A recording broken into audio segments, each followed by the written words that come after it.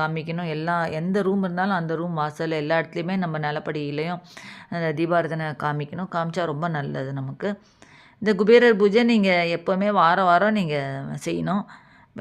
குபேரர் இதை வந்து விளக்க வந்து நீங்கள் வடக்கு பார்த்து அந்த திசையில் தான் வைக்கணும். நம்ம அப்புறம் பார்த்திங்கன்னா நம்ம என்ன வேண்டுறோமோ செல்வம் இது எது இருந்தாலும் நமக்கு எது வேண்டினாலும் நமக்கு வந்து அது கண்டிப்பாக அது கிடைக்கும்.